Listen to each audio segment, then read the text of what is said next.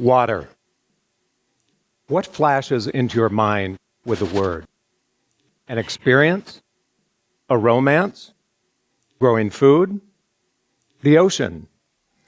Maybe drinking water. Now, what comes to mind with the words water quality? That's a little more confusing, isn't it? And the answer really depends on whether you live in a developed or an undeveloped country. Did you know that over 4 million people die every year from waterborne illnesses? And that includes 4,000 children every single day across the globe. Here in the United States, we have fewer deaths, but we also spend over $100 billion a year to clean and treat our water, to make it safe for drinking and for everyday use. Clean, available water, water scarcity, and now too much water are the greatest challenges, threats, and opportunities that we face in the 21st century. Human population is growing, and at the same time our climate is changing. Weather patterns have now been disrupted across the planet by the collective burning of fossil fuels all around the globe. These changes are causing tremendous drought and flood events as the predictable amount of fresh water has become unpredictable. It's now become too dangerous and too expensive to continue to try to solve these 21st century issues with worn-out 20th century thinking. We need new policies that reflect the current science, that partner with nature. I happen to be from Iowa, home to the most fertile soil in the world, but also the most altered natural landscape in all of the 50 states. We have tilled, drained, and developed over 99% of our state. Therefore, we have the most challenged freshwater systems in all of the country, with over 800 impaired waters. That's our wetlands, our lakes, our streams, and our rivers. We have a water crisis. Iowa has an economic model which is based on agricultural output, our production, right? It's been great in theory to think that we can feed the world, but not at the expense of our nature, of clean air and water. We need to find a little bit more balance in this system. Let's explore, let's follow the water and see if there's a new model to be found. It's pretty hard now to imagine looking out over endless fields of corn and soybeans, but Iowa used to be this majestic wilderness of tall grass prairie systems, of wetlands and lakes, streams and rivers, abundant and diverse wildlife, and fresh water everywhere to be found. Iowa is the land between two great rivers, the Missouri and the Mississippi. The watershed of the Mississippi River drains 32 states and nearly half the land area of all of the country. Now, I know what you're saying. What in the heck is a watershed?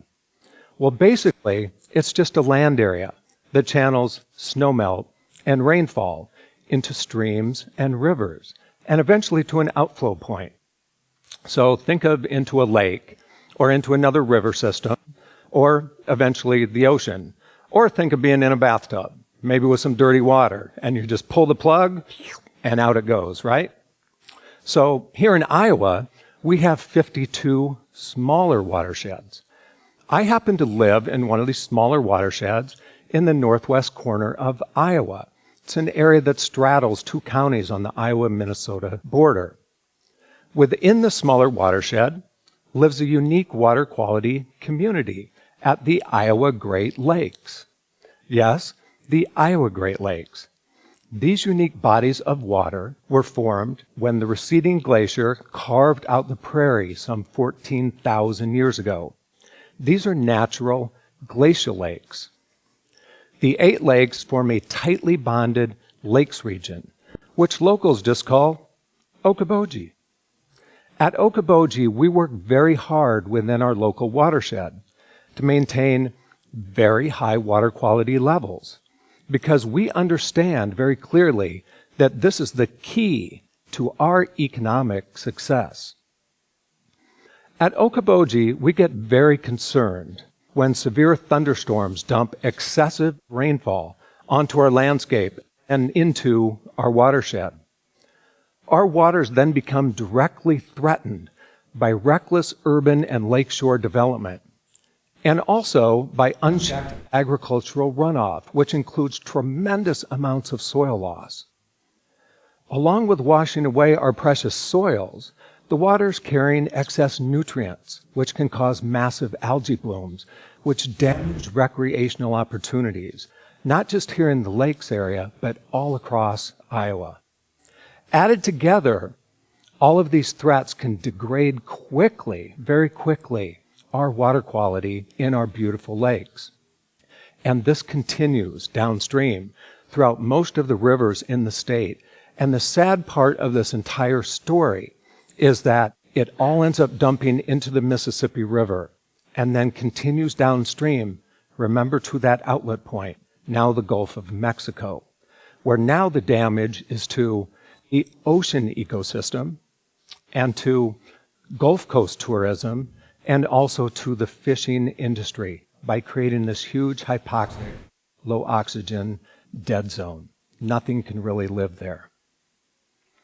Following the water has taught me that we are all connected and that our upstream actions have very, very serious downstream consequences. Iowa scientists are telling us that we cannot engineer our way out of our state's water crisis. The answer is to change our land practices. We need to restore and enhance nature. Bring back natural systems all across the state of Iowa. And we can do this strategically by using our local watershed approach. For instance, we can plant prairie strips. These natural buffers, when put back in place, can catch and filter and absorb pollutants before they enter our beautiful waters. You add in a recreational trail around the perimeter, and guess what? You're in business. Here at the Iowa Great Lakes, we're already practicing many of these great techniques, and we do a very good job. We build urban parking lots using the same techniques, edge buffers that can catch pollutants through porous pavement, rain gardens, and bioswales. And the cool thing about all of this is we talk about water quality as part of our local tourism. We also host field days where farmers and ag specialists can educate us all about agricultural best practices and good stewardship. Things like cover crops, low-till and no-till agriculture. Unbelievable to get out in the fields around here and see this. And we restore buffers and wetlands, which act as resilient natural infrastructure. Once restored, these wetlands act like nature's sponges that they were originally intended for, to catch, absorb, and filter the water and slowly release it back into our lakes. Now we clearly understand also that wetlands and tallgrass prairie systems are absolutely fantastic at taking the excess carbon that's in our atmosphere and putting it right back in the ground, which helps with global climate disruption. We work together so that we can have a recreational outdoor tourism economy for all future generations. And we maintain a high quality of life, and guess what? We have a heck of a lot of fun in the process. All this adds up to about a $300 million tourism industry. In a rural county of 17,000 people. This is so unique to the state of Iowa. Our economy is based on clean water and abundant and public outdoor natural resources that are more in balance with agriculture. Here at the lakes, we bike around our beautiful blue waters and through autumn-colored tallgrass prairies and around our beautiful wetland systems. We kayak, we swim, we compete in our beautiful waters. We stand up paddleboard, we love our wooden boats. We photograph and observe the hundreds of beautiful species that migrate through this area using our wonderful waters. And guess what? We even hold water quality festivals where we can educate about current and ongoing projects, and we get to celebrate our achievements. Water unites us. As it turns out, right here in rural Iowa at Okoboji, we hold many of the solutions to the state's larger water quality issues and beyond. I have had tremendous opportunities open to me by becoming involved in local conservation efforts, and I am so very proud to call this area my home. It has been the beautiful nature and the outdoors that has inspired me my entire life and could inspire so many others, not only here, but all across the state and beyond. Think globally, but act locally. I know it's kind of cliche, isn't it? A little bit corny, but you know what? It's never been so important. Please join a local conservation, community, or farm group. Positive change begins with all of us within our local watersheds. Follow the water. Listen to the water. In its voice, you will hear peace, the power of nature, and the solutions to many of the issues that are facing us on planet Earth. This is the Okoboji model. Thank you very much.